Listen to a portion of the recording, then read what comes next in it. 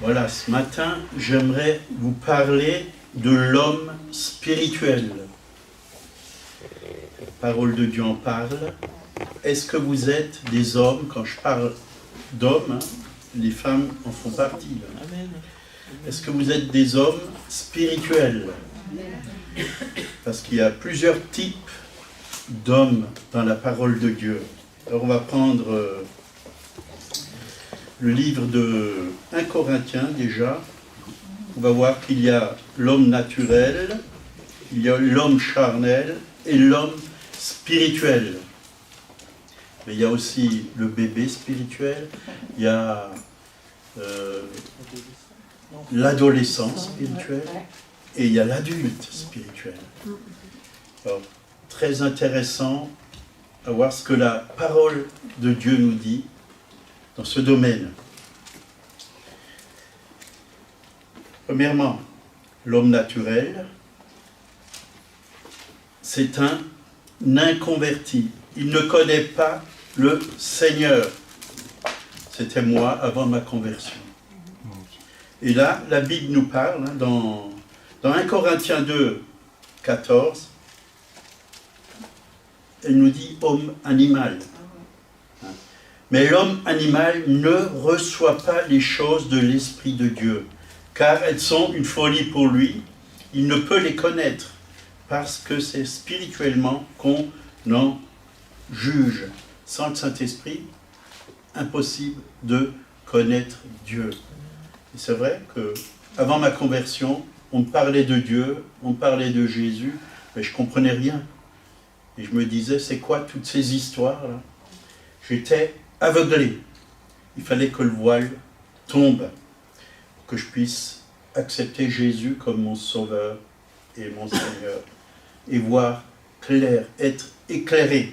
Sans la lumière du Saint-Esprit, on ne peut pas connaître Dieu. On a vraiment besoin du Saint-Esprit. Et même toute la Bible, si vous la lisez sans les lunettes du Saint-Esprit, vous n'allez pas comprendre grand-chose. Et j'ai essayé de lire ce livre, j'ai dit, mais c'est quoi ça, hein? Des engendra, et ainsi de suite. C'est comme un bouquin téléphonique, puis après c'est des histoires qui ne tiennent pas trop debout. Et c'est vrai, c'est très compliqué, surtout quand on commence par l'Ancienne Alliance, l'Ancien Testament.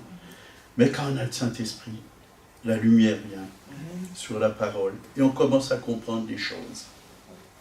Donc ça, c'est l'homme naturel. Et on passe tous par là. Sans la nouvelle naissance, on est des hommes naturels. On n'est pas des hommes spirituels. Après, il y a l'homme charnel. 1 Corinthiens 3, versets 1 à 7. Pour moi, frère ou sœur, ce n'est pas comme à des hommes spirituels que j'ai à vous parler, mais comme à des hommes charnels. Là, il s'adresse déjà à ceux qui ont accepté Christ. L'apôtre Paul s'adresse à ceux qui ont accepté Christ. Comme à des enfants en Christ. Je vous ai donné du lait, non de la nourriture solide, car vous ne pouvez pas la supporter. Et vous ne le pouvez pas même à présent, parce que vous êtes encore charnels. En effet, puisqu'il y a parmi vous de la jalousie et des disputes, n'êtes-vous pas charnels et ne marchez-vous pas selon l'homme? Quand l'un dit « moi je suis de Paul » et l'autre « moi je suis d'Apollos », n'êtes-vous pas des hommes? Qu'est-ce que donc Apollos et qu'est-ce que Paul? Des serviteurs par le moyen desquels vous avez cru, selon que le Seigneur l'a donné à chacun. J'ai planté, Apollos a arrosé, mais Dieu a fait croître, en sorte que ce n'est pas celui qui plante qui est quelque chose, ni celui qui arrose, mais Dieu qui fait croître. Vous voyez, on regarde souvent autour de nous et on place notre confiance dans des hommes au lieu de la placer en Dieu. Ça, c'est les chrétiens bébés ou charnels. On regarde toujours à l'homme et on suit des hommes au lieu de suivre Christ. Jésus a dit à Pierre, suis-moi, je ferai de toi un pêcheur d'hommes. Et il a appelé les disciples et il leur a dit, suis-moi. Et Pierre n'a pas dit, suis-moi. Il a dit aux autres, quand il évangélisait, de suivre Christ. Il a montré que Christ est mort sur la croix pour les péchés des hommes. Il a montré le chemin. Jésus est le chemin, la vérité et la vie. Ce n'est pas Paul qui a le chemin. Paul nous donne des lumières, bien sûr, sur la parole de Dieu, et c'est très bon de recevoir toutes ces lumières. Et les hommes de Dieu nous donnent des lumières, mais ce n'est pas les hommes que nous devons suivre. Si nous suivons des hommes et qu'un jour ils commettent une faute, on va commettre exactement la même faute que ces hommes.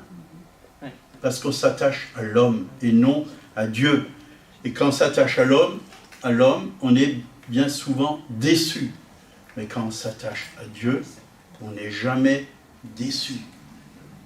Si l'homme nous déçoit, pardonnons à l'homme qui nous déçoit. Et allons, continuons et réalisons qu'on ne doit pas s'attacher à l'homme, on doit s'attacher à Dieu.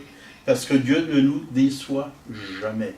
On peut lui faire totalement confiance. Ce que sa bouche dit, sa main l'accomplit.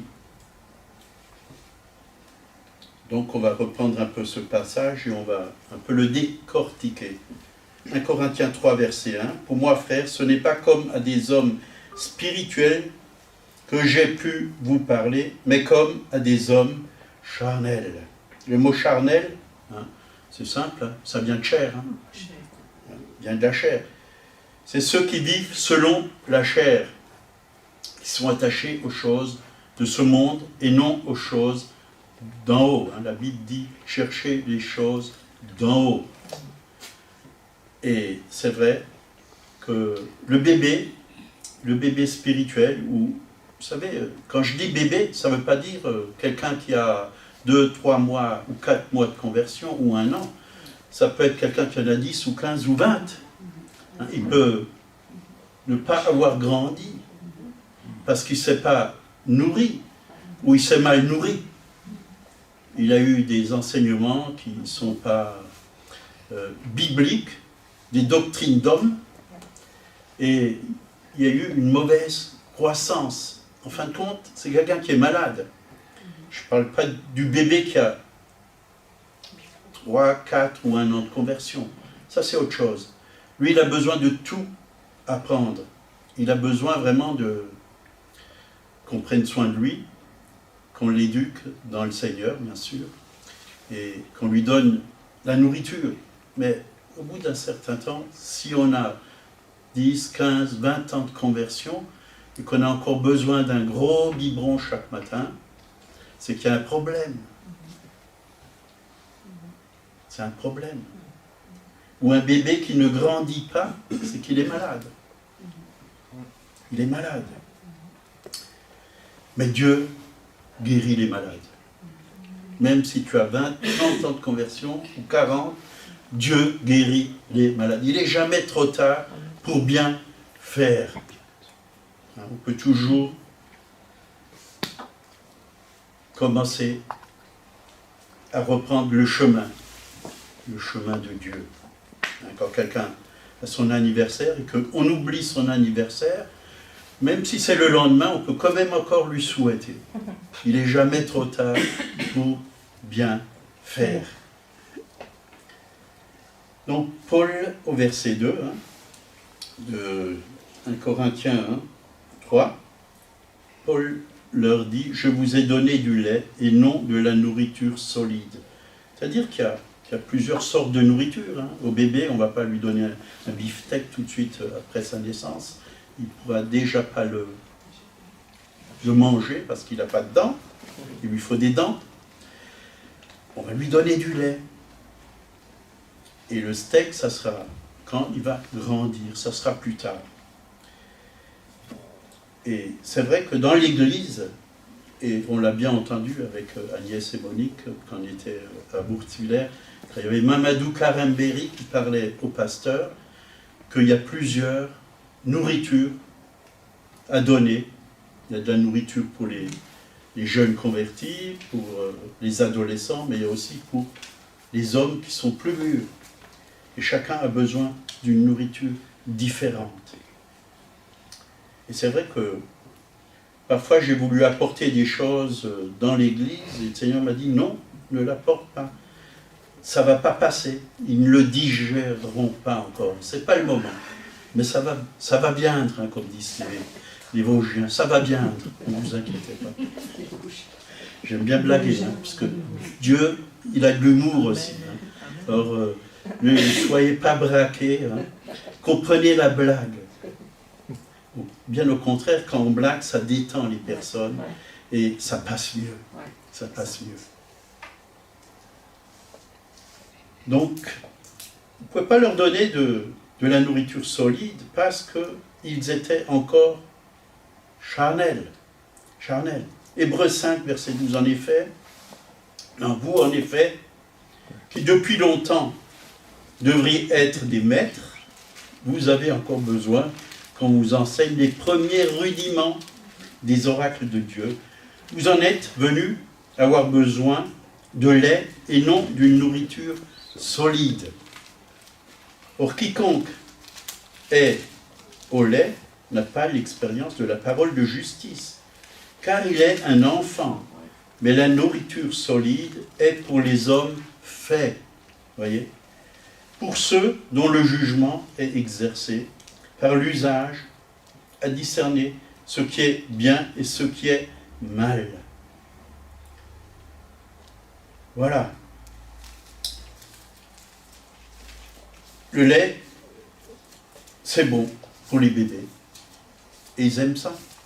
Et ils en ont besoin. Et il faut leur donner du lait. Quand quelqu'un se convertit, il faut lui donner un bon biberon de lait chaque fois qu'on le rencontre, chaque fois qu'il vient. Il faut lui donner du lait. Il a besoin. Hein, et dans le lait, il y a plein de substances qui sont très bons. Hein. Ça dépend du lait aussi. Mais je parle du lait de la parole. Il y a plein de choses qui vont vraiment vous aider à vivre, à avoir des bases dans votre vie pour pouvoir vraiment rester avec le Seigneur et avoir toujours faim. Parce que c'est bon. Quand quelque chose est bon, on en a toujours envie. Bien sûr, jusqu'à un certain temps, il faut du lait au bébé. Et après, il faut lui donner de la nourriture un peu plus solide. Et toujours un peu plus solide. Pour qu'il puisse grandir. Même Jésus, hein, il a dit qu'il croissait en sagesse, hein, et en connaissance. Il croissait. Quand il était petit, il croissait, il grandissait, il apprenait. Il apprenait. Le Saint-Esprit, vraiment, était là et lui communiquait cette croissance spirituelle.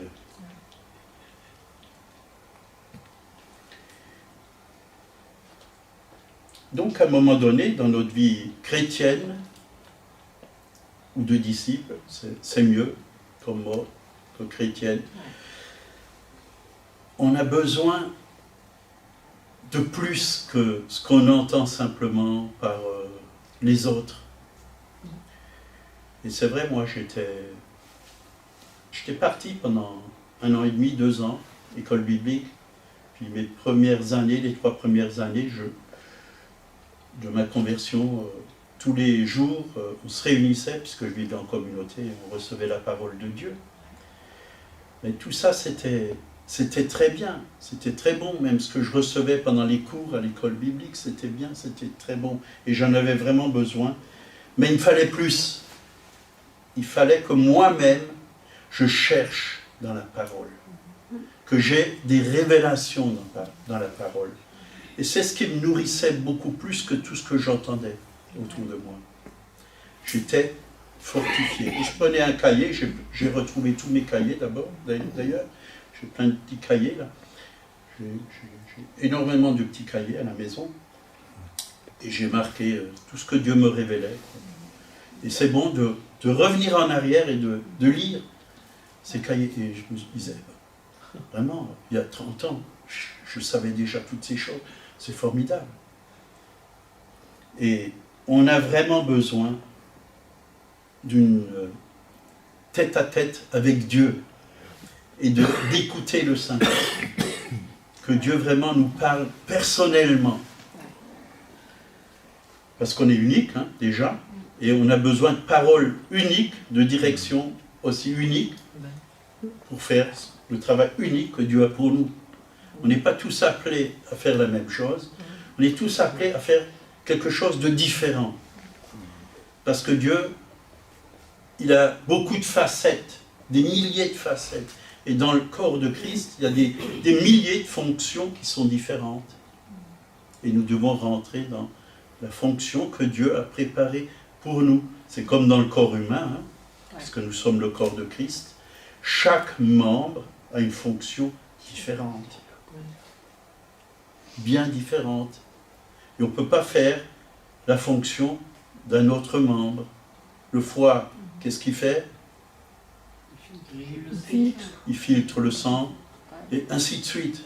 Hein, mais si l'oreille commencerait à filtrer le sang, non, ce n'est pas son rôle. On doit être à la bonne place. Et avoir la bonne fonction.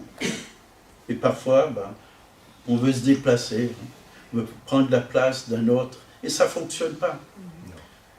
On va peut-être imiter, mais ça ne marchera pas. À un moment donné, il n'y aura plus rien. Ça va s'arrêter.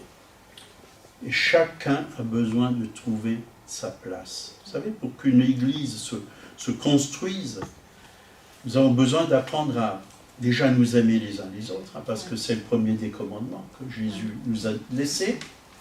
Et deuxièmement, à aimer nos frères et nos sœurs. Et à recevoir des autres. Parce qu'un corps, il a besoin des autres membres. Il ne peut pas fonctionner tout seul. Il a besoin des autres. Et tout ça, ça prend du temps. Hein, pour qu'un enfant qui a 6 mois, pour qu'il ait 14, 15, 20 ans, 30 ans, ça prend du temps. Il faut des années pour qu'il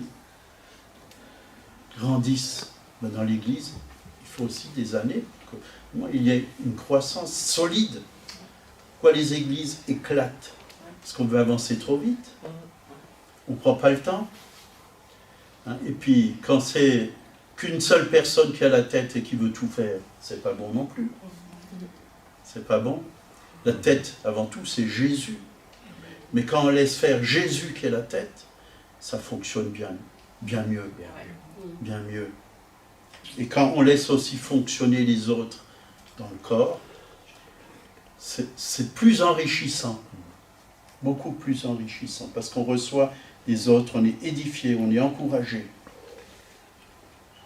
Donc, c'est important qu'on nourrisse les bébés, hein, c'est comme les petits oiseaux, là, ils sont dans le nid, et ils ont le bec ouvert comme ça. Et la mère, elle vient, elle leur met un petit verre dans la bouche, et ils mangent les oisillons. Ça, c'est bon pour un temps.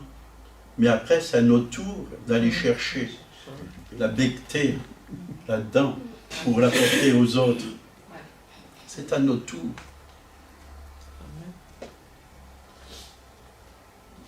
Et il y a un temps pour tout. Il y a un temps pour tout. Commençons déjà à être fidèles dans les petites choses, afin que Dieu puisse nous en confier de plus grandes.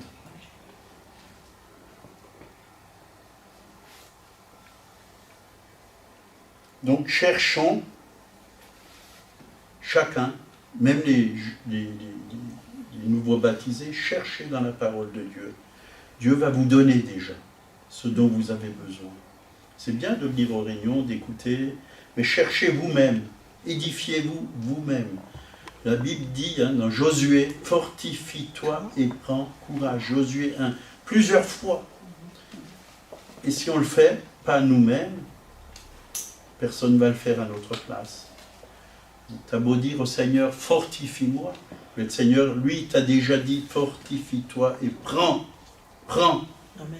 Prends. Pour prendre, ouvre le livre, parce que c'est là où est la nourriture solide. C'est là où il y a les vitamines. C'est là que tu vas grandir. Prends le livre. Prends cette nourriture.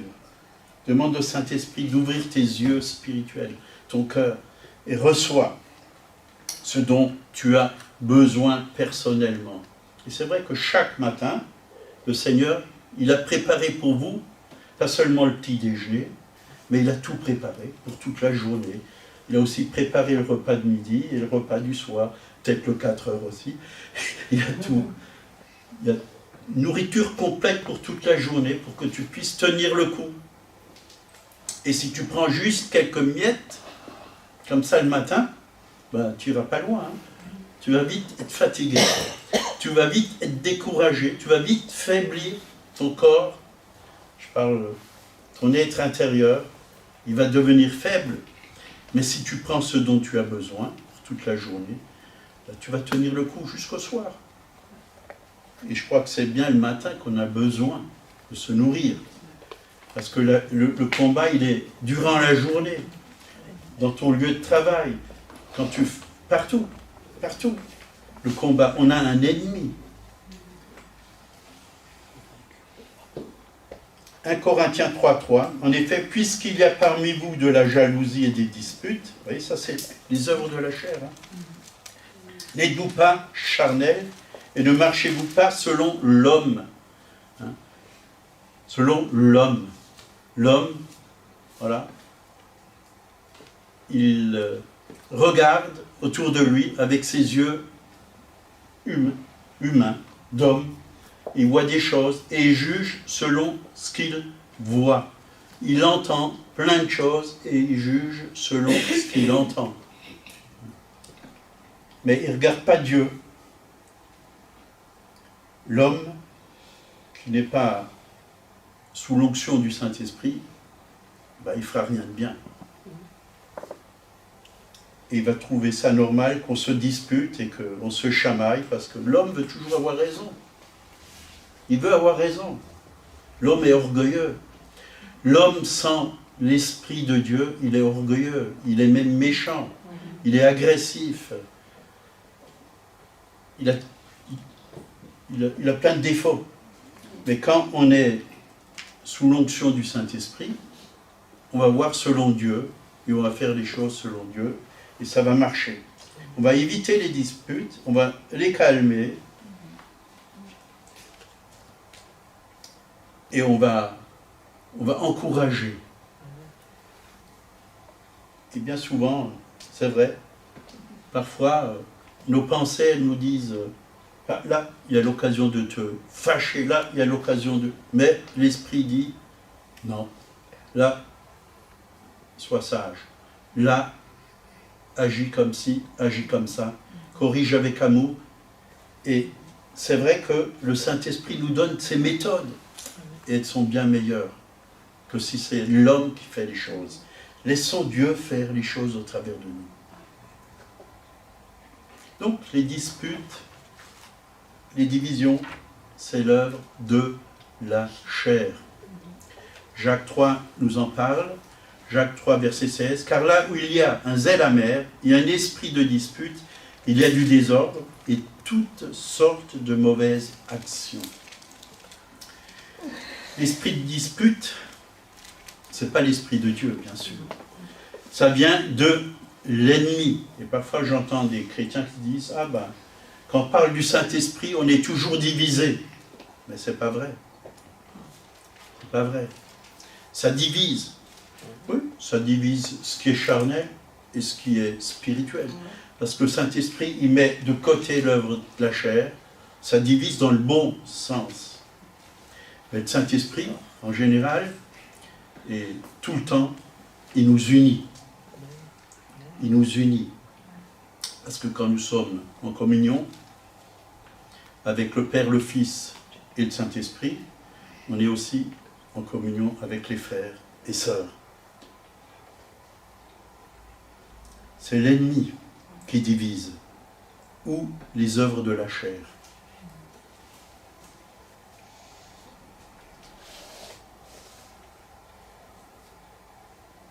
Donc la jalousie, c'est aussi quelque chose de mauvais. Dans l'Église, on ne doit pas être jaloux de qui que ce soit. On ne doit pas être jaloux d'une sœur ou d'un frère qui chante mieux que nous, ou qui prêche des messages et qui va toucher les gens. On ne doit pas être jaloux de qui que ce soit. On a tous notre rôle et on est tous uniques. On ne doit pas être jaloux de quelqu'un qui a une plus belle voiture que la nôtre. Hein? Mais il faut accepter les autres avec ce qu'ils ont, avec ce qu'ils sont. Et au contraire, au lieu d'être jaloux, bénissez. Ils ont un don, bénissez-les. Que ce don puisse encore fructifier.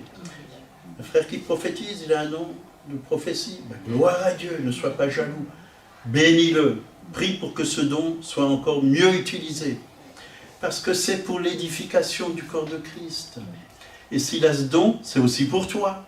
Pour que tu sois béni au travers de ce don. Il prospère, c'est peut-être aussi pour toi. Hein, il va peut-être donner pour voir plus à l'église, pour que tu sois chauffé, que toi tu n'as peut-être pas assez pour donner, pour chauffer la salle. Et il faut voir les choses comme Dieu les voit, pas selon la chair.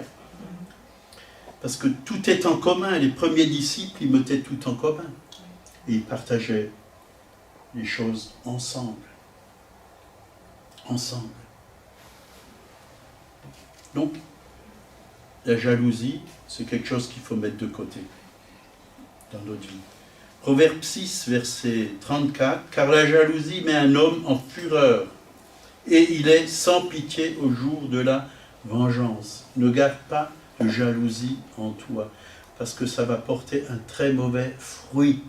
C'est de la colère qui va sortir de toi, un jour ou l'autre. » Proverbe 27, verset 4, « La fureur est cruelle, et la colère impétueuse. Mais qui résistera devant la jalousie? » Qui résistera? Est-ce que tu résistes? Ecclésiaste 4.4, « J'ai vu que tout travail et toute habileté dans le travail n'est que jalousie de l'homme à l'égard de son prochain. » Ne sois pas jaloux de quelqu'un qui a un meilleur travail que toi. Tu crois qu'il a un meilleur travail que toi, mais il n'a pas spécialement de meilleur travail que toi. Tout ce qu'on fait pour Dieu et pour la gloire de Dieu, il faut le faire avec Dieu, et tu verras que tu peux être une bénédiction partout, partout. Partout où tu travailles, partout où tu habites, que ce soit dans un immeuble, que ce soit dans une maison. Rends grâce à Dieu pour toute chose. C'est dans un HLM que Dieu t'a placé. C'est pour que tu sois témoin. Témoin dans cet HLM. Pour que tu sois la lumière dans cet HLM. Hein? Tu as été placé dans une usine, c'est pour que tu sois un témoin. Mille et une façons de témoigner. Alors, gloire à Dieu. Moi, je t'ai placé dans la peinture. Combien de fois j'ai pu parler du Seigneur? Des dizaines et des dizaines de fois. Alors, je dis merci Seigneur. Hein, j'aurais bien voulu être directeur de banque. Humainement. Mais Dieu ne l'a pas permis. Parce qu'il m'a donné d'autres talents. Et ces talents s'exercent avec des pinceaux et la peinture. Mais combien ça réjouit aussi les gens, hein, quand leur salon, salle à manger est restauré, renouvelé, des belles couleurs. Voilà, on fait la joie de ceux qui sont autour de nous, avec ce que Dieu nous a donné. Ne sois pas jaloux de qui que ce soit. 1 Corinthiens 3, verset 4. Quand l'un dit « Moi je suis de Paul » et l'autre « Moi d'Apollos », n'êtes-vous pas des hommes? Qu'est-ce donc qu'Apollo? Et qu'est-ce que Paul, des serviteurs, par le moyen, et quel vous avez cru, selon que le Seigneur l'a donné à chacun. J'ai planté, Apollo a arrosé, mais Dieu a fait croître. Sorte que ce n'est pas celui qui plante qui est quelque chose, ni celui qui arrose, mais Dieu qui fait croître. Donc nous ne devons pas élever les hommes. Et c'est vrai, on a vite fait d'élever les hommes, mais il faut élever Dieu. Il faut élever Dieu, pas les hommes. Parce que les hommes, ils sont comme vous. Ils ont besoin de la grâce de Dieu. Et on a déjà vu des hommes, hein, plus on les a élevés, mais quand ils étaient bien hauts, hein, le jour où ils sont tombés, ça a fait mal. Tout le monde les a critiqués. Tous les gens qui ont élevé ces hommes, ben un jour, quand ils sont tombés, ils les ont tous critiqués. Vous voyez? Donc, élevons Dieu et n'élevons pas les hommes. On est tous au même niveau devant Dieu. Il n'y a pas de grand homme ou de grande femme, peut-être en grandeur physique, oui, mais spirituellement, on a tous besoin de grandir. Un jour, il y a un pasteur qui a présenté un serviteur de Dieu. Et il était là au micro, il a dit « Et je vous présente maintenant le grand évangéliste tel et tel nom. Ouais. » L'évangéliste, il est venu, il a dit « Je suis un petit évangéliste d'un grand Dieu. » Il a remis les choses en place. Ça, c'est l'humilité. Vous voyez. Mais les hommes vont nous faire tomber dans l'orgueil si on accepte toutes les flatteries par lesquelles ils veulent nous faire passer. Il faut veiller que ça ne soit pas celui-là ou celui-là. Hein. Il y en a qui courent derrière les hommes. Il y a un séminaire ici. Ben, ils vont courir. Je ne dis pas que c'est mauvais. Hein. Si ça peut nous aider, pourquoi pas. Mais dans quel état d'esprit on le fait? C'est ça qui est important. Toujours devant Dieu. Si c'est juste pour suivre un homme et dire « Ah, cet homme, qu'est-ce qu'il est merveilleux !» Mais non, c'est Jésus qui est merveilleux. C'est un homme qui a une grâce. Merci Seigneur. Que Dieu continue à l'utiliser. Et il apporte quelque chose de bon. Alléluia. Mais c'est qu'un homme. C'est qu'un homme. Il a besoin de la grâce, comme toi et moi.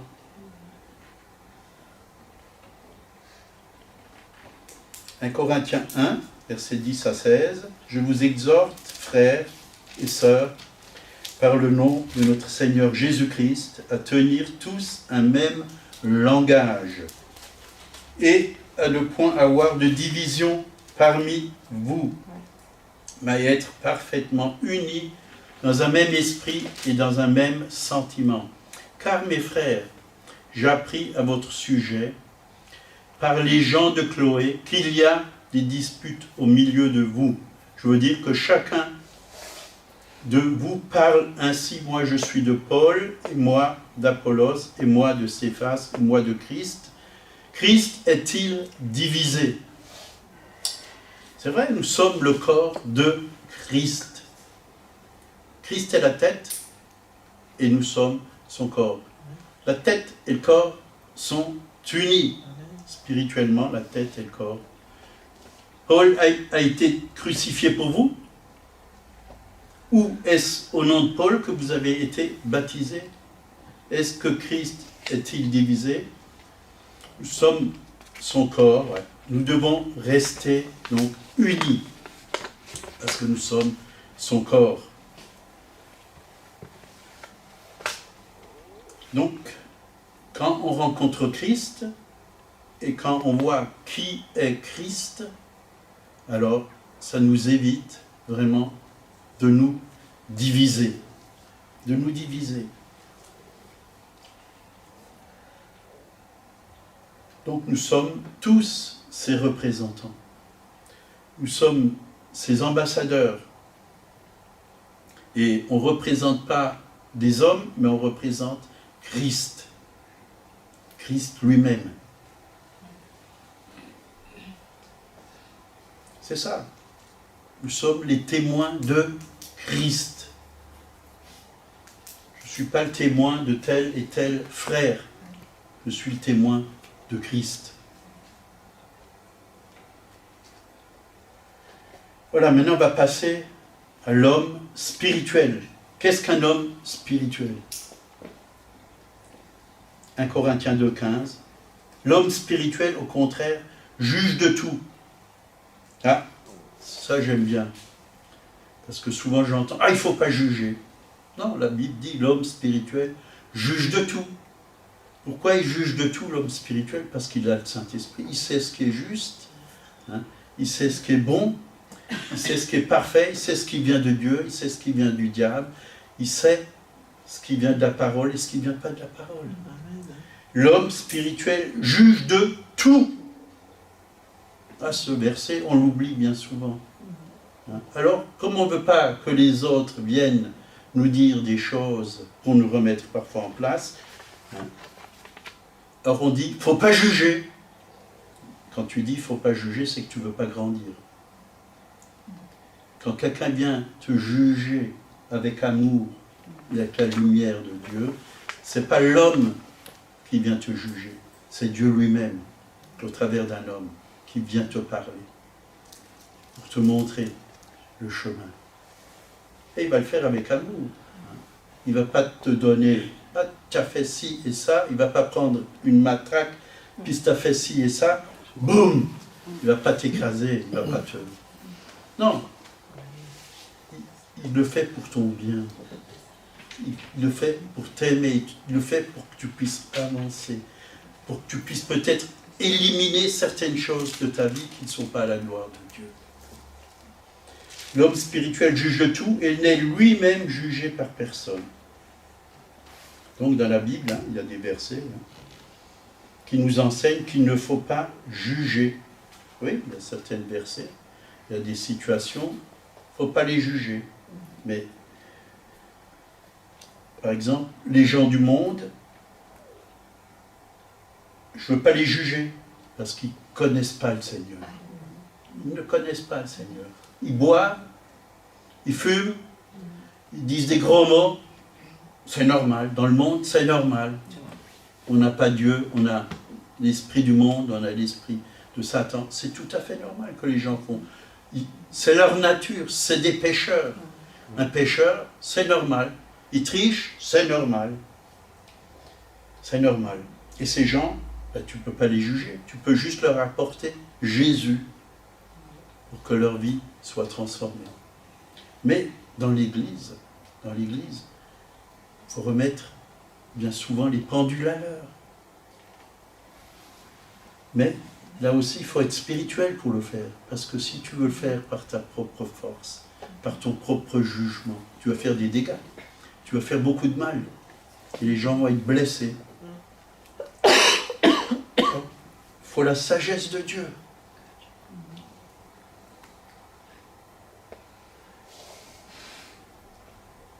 L'homme spirituel juge de tout, et il est lui-même jugé par personne.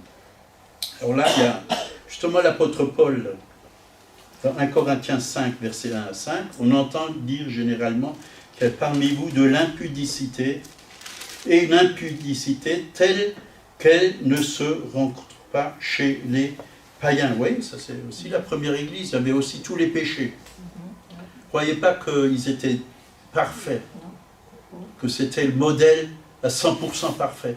Non, les premiers chrétiens, ils avaient une chair, comme vous et moi, hein, ils avaient des défauts comme vous et moi, ils avaient besoin de la sanctification comme vous et moi, hein, et l'Église d'aujourd'hui a besoin de toutes ces choses. Telles qu'on ne se rencontre pas même chez les païens. C'est au point que l'un de vous a la femme de son père. Ça, c'est déjà grave.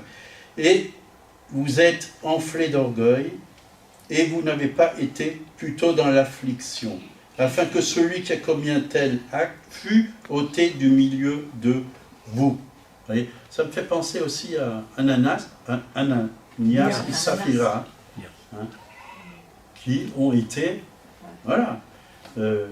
jugés en pleine église, hein, ils sont morts direct morts, parce qu'ils ont menti au Saint-Esprit. Et c'était à cause de l'argent. Pour moi, absent de corps, mais présent d'esprit, j'ai déjà jugé, comme si j'étais présent, celui qui a commis un tel acte. J'ai déjà jugé. Au nom du Seigneur Jésus, vous et mon esprit étant assemblés à la puissance de notre Seigneur Jésus, qu'un tel homme soit livré à Satan pour la destruction de la chair, afin que l'esprit soit sauvé au jour du Seigneur Jésus. Voyez? Pour qu'il soit sauvé, Dieu a permis, au travers de l'apôtre Paul, de livrer son corps à l'ennemi, pour que vraiment l'ennemi détruise son corps, quoi. Pour que son esprit soit sauvé. C'était un bon jugement. Maintenant, ça ne veut pas dire qu'il faut que vous fassiez ça, vous. Si Dieu ne vous a pas montré ces choses, ne le faites surtout pas, quoi. Ne le faites surtout pas. Il faut vraiment être guidé par le Saint-Esprit pour faire de telles choses. Mais déjà, vous pouvez voir que dans la première Église, il y avait des jugements qui étaient beaucoup plus sévères qu'aujourd'hui. Aujourd'hui, oui, on entend, et dernièrement, on a entendu des pasteurs qui ont commis l'adultère, qui ont été mis de côté de leur ministère. Ils ont été plus le droit d'exercer le ministère. Or, quand je dis ces choses, ce n'est pas pour juger ces gens, je prie pour ces gens, que Dieu les relève. Amen. Et on n'est pas là pour lancer la pierre aux autres, mais on est aussi là pour veiller et prier, afin que vous ne tombiez pas en tentation. Car l'esprit est bien disposé, la chair est faible. Dans Jean 7, verset 24, ne jugez pas selon l'apparence, mais jugez selon la justice. Et c'est vrai, parfois on juge selon l'apparence. Un jour, j'ai vu un vieux monsieur là, entrer dans une église et tout ça. J'ai dit, c'est qui ce bonhomme là, tout vieux, tout ridé et tout ça. Puis bon, il était invité à prêcher, puis il avait une telle onction. J'ai dit, oula, j'ai jugé cet homme. À l'intérieur, il avait que de bonnes choses. Que de bonnes choses. Aujourd'hui, il est auprès du Seigneur. On a entendu son message. C'était un ancien alcoolique. Il est passé à Mulhouse d'ailleurs. Et humainement, il ne devait plus vivre parce qu'il n'avait plus toute sa colonne vertébrale. Il lui manquait un bout. Et il marchait, malgré cela, sans sa colonne vertébrale, bien droit, parce que c'était la main de Dieu qui tenait cette colonne. Mais il a prêché avec une telle onction, quoi. C'était Dieu qui l'a tenu en vie. Et c'était un ancien alcoolique. C'est pour ça qu'il avait encore des traces. Mais quelle onction il gagnait des âmes. Aujourd'hui, il est auprès du Seigneur.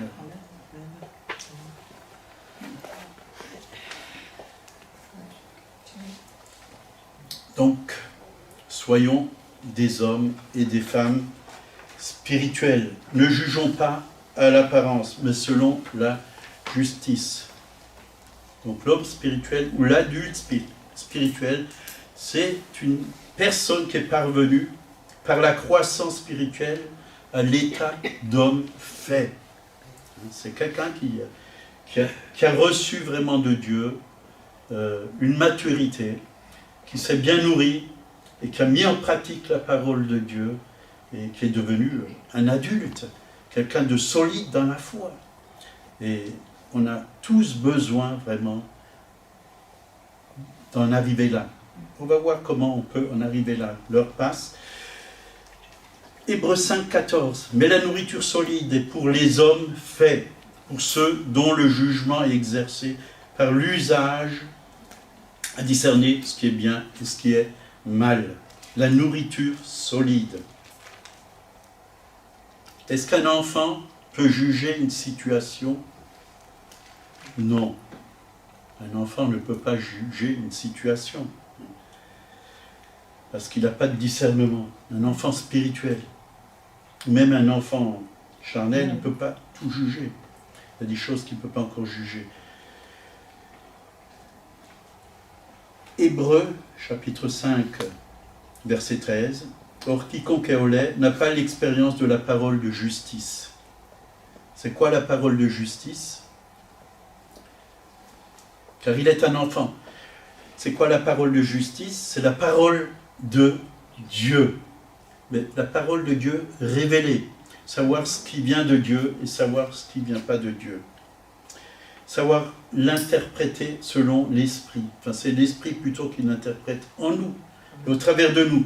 Ça, c'est la parole de justice. Par exemple, je vais dire une parole sur quelqu'un que Dieu me donne, et ça va être juste. C'est une parole de justice, parce qu'elle vient de Dieu. Elle va encourager la personne. Galates 6, verset 1, « Frère, si un homme vient d'être surpris en faute, vous qui êtes spirituels, redressez-le avec un esprit de douceur. » Ça c'est beau, un esprit de douceur. Et parfois, ce n'est pas toujours un esprit de douceur qui anime les hommes. Parce que parfois, on est révolté. Mais c'est contre le diable qu'il faut être révolté, pas contre ton frère ou ta sœur. Et ça va vite, hein, si on ne veille pas. Hein. Ça va vite. Prends garde à toi-même, de peur que tu ne sois aussi tenté. Prends garde. Ils vont faire attention, veiller. L'homme accompli. Hein. Luc 6, verset 40. Le disciple n'est pas plus grand que son maître, mais tout disciple accompli sera comme son maître. Il y a tout un enseignement. Le disciple et le maître. Hein. Le mot disciple, hein, on le retrouve presque 300 fois dans la Bible. C'est un mot qui est très important. Mais là, il est question de disciple accompli. C'est-à-dire quelqu'un qui met en pratique vraiment la parole de Dieu. Quelqu'un qui fait les œuvres que Dieu lui a demandé de faire. Pas n'importe quel disciple. Accompli en grec est katardizo. Très compliqué. J'étais en Grèce, mais je n'ai pas appris ce mot. Il signifie restaurer, remis en ordre, compléter, terminer. Ben, c'est comme si vous avez une vieille armoire, vous la décapez et vous enlevez tout le vernis, toute la saleté, vous la lessivez, vous prenez de la soude. Hein, et vraiment, vous la lavez, vous la rincez, vous la poncez, vous lui donnez 2 couches de vernis pour qu'elle soit tout à fait belle et nouvelle, comme nouvelle, à son état d'origine. Et parfois, il y a des vieilles armoires comme ça, hein, qui sont dans des greniers, qui traînent, et quand elles sont décapées, elles sont splendides. Aujourd'hui, il y a des appareils pour les décaper. Hein. C'est pratique. C'est comme des sableuses. Hein. C'est pratique. J'ai un ami qui a cet appareil. Quand il fait ça, bon, ça prend du temps, mais ça va jusqu'au bois, ça enlève tout. Et après, elle est comme neuve.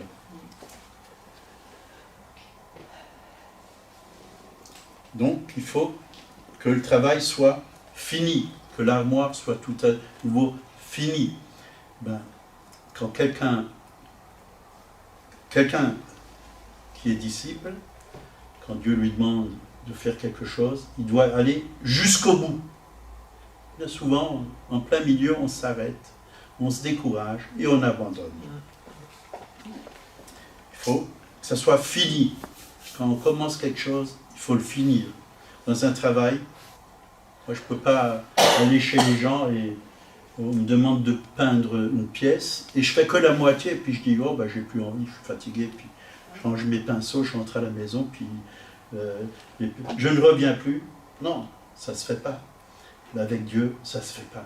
On va jusqu'au bout. On s'engage avec le Seigneur. On va jusqu'au bout. On s'engage à nettoyer la salle. On n'enlève pas juste quelques petites taches à droite et à gauche. Et hop. Non, on prend la serpillère et on lave tout. Pour que ça soit propre. Que tout soit désinfecté. Je veux vraiment remercier tous ceux qui font le ménage dans ce lieu, qui prennent du temps, et tous les autres qui font plein d'autres choses, hein, comme Michel qui fait la vidéo. Tout ça, c'est l'œuvre de Dieu.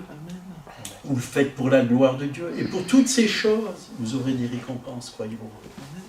Dieu vous donnera des récompenses. Peut-être déjà ici-bas sur la terre, mais là-haut, en tout cas, c'est sûr. vous aurez des récompenses. Ceux qui font la louange, ceux qui encouragent les autres, qui vont témoigner. Dieu voit tout ça.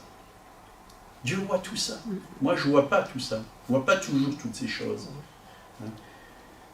Mais tout ce que vous faites, faites-le comme pour le Seigneur. Un disciple accompli est comme son maître. Il a son caractère. Il est plein de douceur, d'amour, de patience. Il est humble. Il porte le même fruit. C'est qui le maître? C'est Jésus. C'est qui le disciple? Chacun d'entre nous, on est appelé à être des disciples.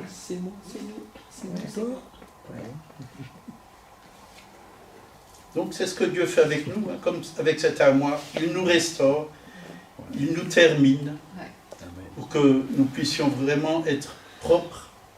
Hein, un ouvrier, il faut le former. Il faut le former avant de... Surtout s'il est dans une usine, il faut connaisse sa machine, il faut qu'il connaisse ses outils, il faut qu'il fasse bien son travail et que ça marche, que ça porte du fruit. Mais le disciple, c'est pareil.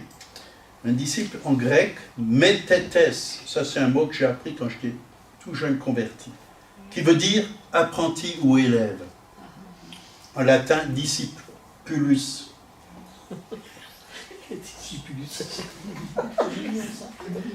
Discipulus. Donc s'il y a des apprentis, c'est qu'il y a des patrons. Hein? Quand j'étais apprenti, la première des choses que mon patron m'a donné à faire, d'ailleurs il était avec moi, et il m'a fait peindre une clôture. Il m'a donné un pinceau et il m'a dit, tu vois, tu trempes la peinture là, dans le pot de peinture. Bien sûr, il me l'a préparé, il a bien tout mis là. Et puis tu tapes avec ton pinceau pour que tout ce qui est en trop, ça ne coule pas au pinceau. Puis, après tu peins et tu continues. Puis bon, moi, j'oubliais de taper. Alors je trempais, puis la peinture là, puis je prenais le pinceau, je peignais, ça coulait sur le pinceau, puis ça coulait sur ma manche, la peinture me coulait jusqu'ici. Il disait, mais comme il fait, comment il fait? Puis il m'a souvent repris le pinceau, il l'a nettoyé, et il m'a appris petit à petit. Et puis au bout d'une heure, je savais peindre. Je savais peindre, à peu près, bien sûr. Voilà, on a besoin d'un patron, parce que le patron lui-même, il était apprenti. Lui-même, il a appris. Et il nous a simplement transmis ce qu'il savait. Et le patron, il devient un maître, hein, le maître peintre, ou le maître, aujourd'hui, il y a encore maître, par exemple, maître, les avocats, c'est des maîtres. Dans les métiers, pareil, il y a des maîtres menuisiers, des maîtres peintres, des maîtres, toutes sortes de maîtres. Mais Jésus, il est notre maître. On apprend tout de lui. On apprend tout de lui. Le disciple, il écoute la voix de Jésus. Il l'entend avec ses oreilles spirituelles. Maître ou professeur aussi. Professeur. Maître de formation.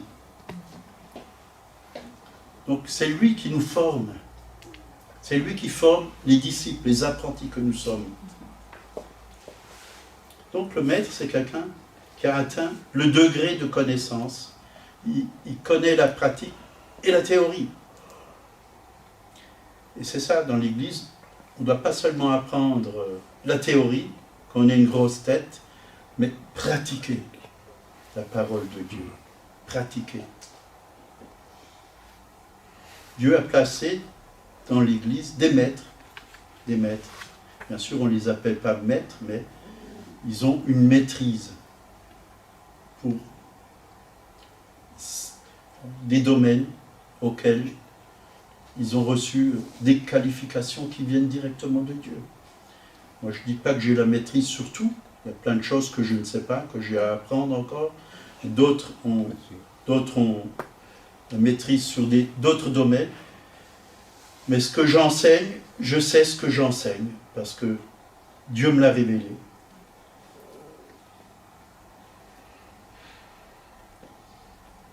Donc, nous devons tous être au pied du maître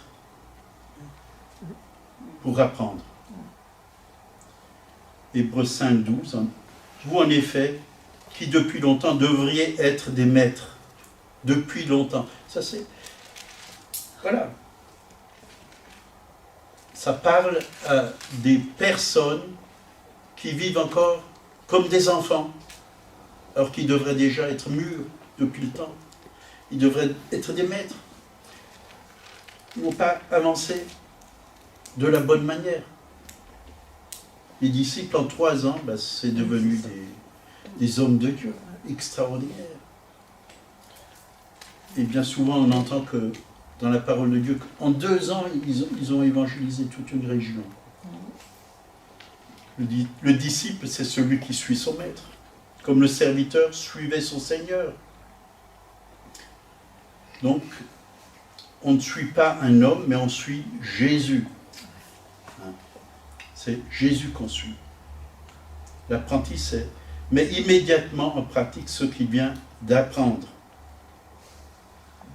Alors, qu'est-ce qu'on fait avec tout ce qu'on reçoit? Est-ce qu'on le met en pratique? Ou alors on rentre et on se met devant la télé.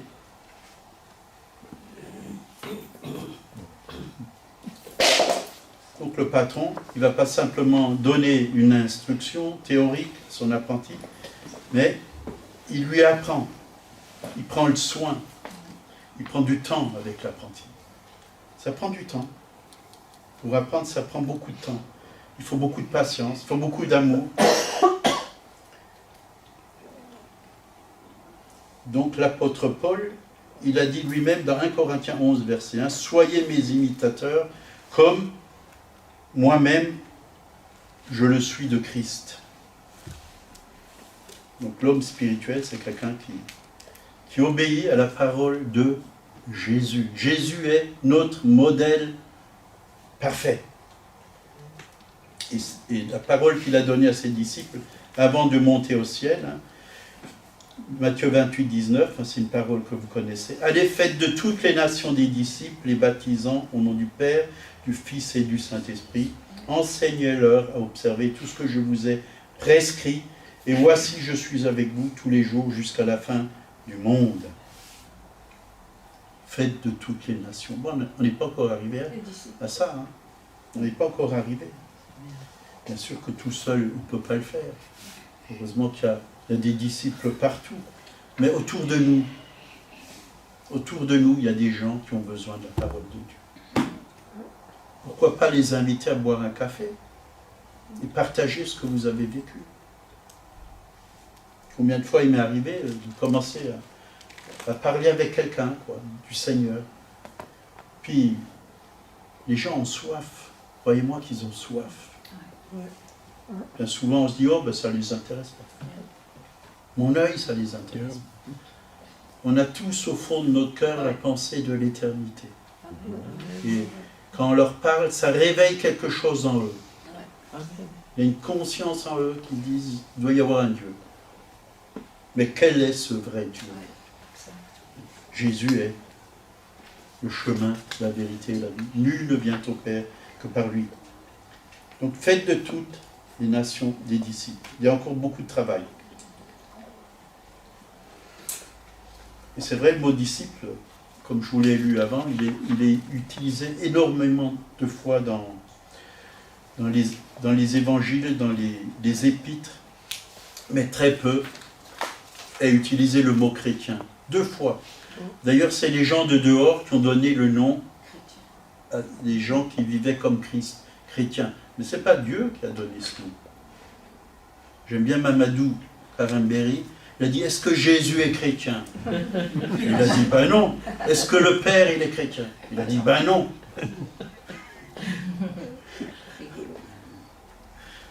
Aujourd'hui, tout le monde se dit chrétien.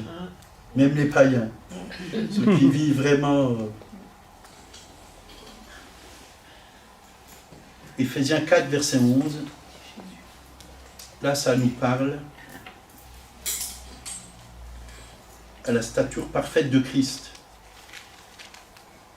Bon, l'heure tourne, on va bientôt s'arrêter.